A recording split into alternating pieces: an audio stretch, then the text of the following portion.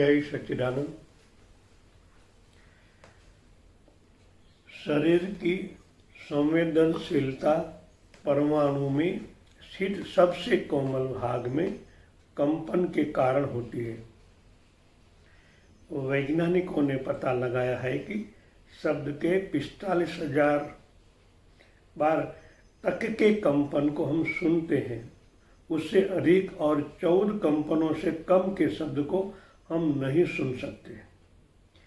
इस बीच के ध्वनि तरंगों में दो तरंगों के बीच में जितना समय लगता है, ध्वनि तरंगे यदि उसी समय को स्थिर रखकर बराबर प्रवाहित होती रहे तो शरीर स्थित परमाणुओं के कोमल तंतुओं का आंकोच प्रकुचन, फैलना और सिमटना होता है। उसने उस कोशों में स्थिर भारी अणु अर्थात रोग और गंदगी के कीटाणु निकलने लगते हैं। समान समय वाले ये कंपन ही संगीत में सुर कहे जाते हैं। उनका जीवन विज्ञान से घनिष्ठतम संबंध माना गया है।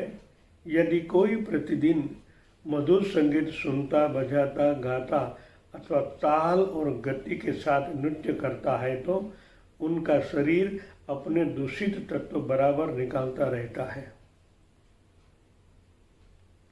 यहाँ बात हुई संवेदनशीलता की। शरीर को संवेदनशीलता का परमाणु में स्थिर सबसे ज़्यादा कोमल भाग में कंपन उत्पन्न होता है। हम सोचते हैं शरीर के बाह्य भाग में ऐसे परमाणु है। शरीर के बाह्य भाग में परमाणु शरीर का हिस्सा नहीं है।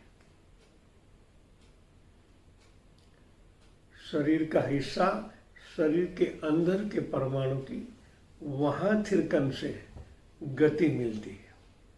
मैंने ये तो राम शर्मा जी की पुस्तक में पढ़ा है, मगर ये प्रैक्टिकल ये है।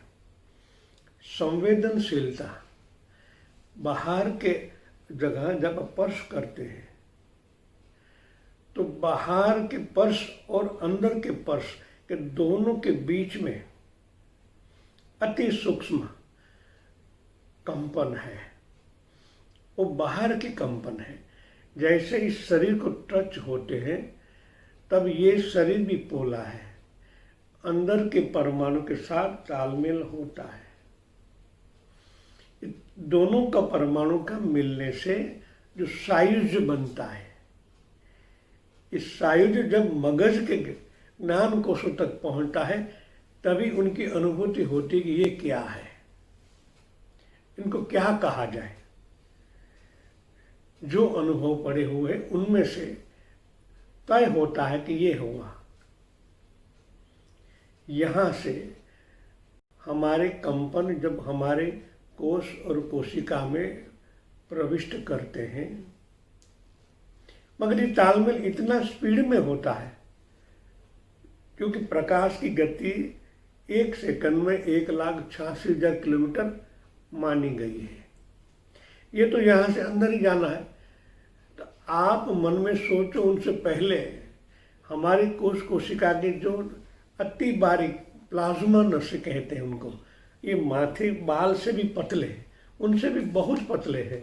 इनके अंदर जो थरकन हमारे ज्ञान कोशों को जब लगती है तब ज्ञान कोश जो अनुभव करता है वो हमारे करोड़रज्जु के बीच में से जो पोला है वहाँ से ऊपर हमारे माइंड में जाता है और वहाँ उनका विश्लेषण होता है। विश्लेषण करने के बाद त्वरित आघात का प्रत्याघात हम बाहर में भेजते हैं, या शब्द द्वारा हो, आंखों द्वारा हो, स्पर्श द्वारा हो, किसी ही तरह।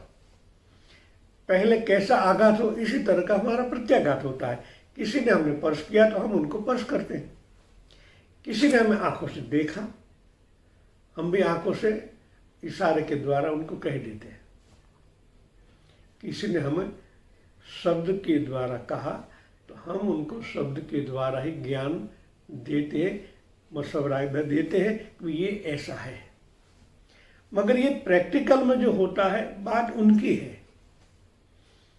हम तो अनुभव कर लेते हैं, अनुभव करना अलग बात है, कैसे हुआ। ये ज्ञान जब हमें पता चलता है तभी आप इनका प्रत्याघात इनसे ऊपर का या ज़्यादा देना चाहते हो, तभी उनके द्वारा ही आप बेच सकते हो या उनमें चेंज कर सकते हो। इसलिए ये ज्ञान को सीखना बहुत आवश्यक है। आदान प्रदान तो होते ही रहता, दिन में कई बार बातें करते हैं, कई समय मिलते हैं, मगर ये मिलना बातें करना अलग बात है, मगर कैसे ये अनुभव करना ही बड़ी बात है। यही ज्ञान हमें सीखना है,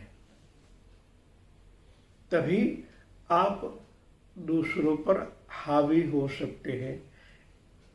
कहने का मात्र ये है कि जिस तरह महात्मा लोग अपने शब्दों के जादू से लोगों को प्रभावित करते हैं, इसी तरह होता है।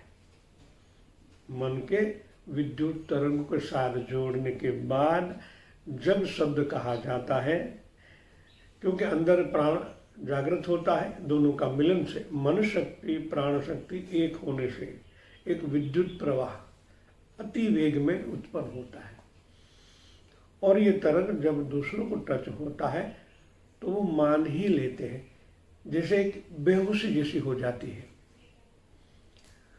सामने वाले का मन एक आकर्षण में हावी हो जाने से कुछ कहने की स्थिति में नहीं रहता, वो मान ही लेता है।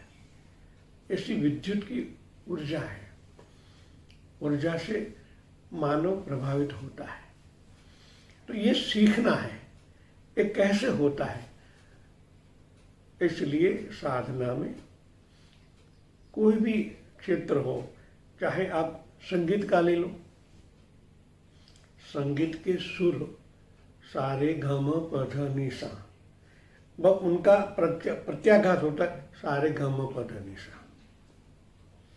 इस तालमेल के बीच में जो गैप होती है, सा और रे के बीच में गैप है, रे ग के बीच में गैप होती है, इस गैप में स्पंदनाएं उत्पन्न होती है परमाणुओं की। जब आपका मन इस परमाणु को समझ सकता है, अनुभव कर सकता है, तभी आप उनके रहस्य को आत्मसात भी कर सकते हैं। तो साधना से, ध्यान में आप जितनी गहराई में जाओगे, इतने ये आमूल अनुभव आप कर पाओगे। जीवन को साक्षात्कार में यही अनुभूति आपको आगे ले जाती है और परमात्मा तक आपको जोड़ देती है। जय सच्चिदानंद।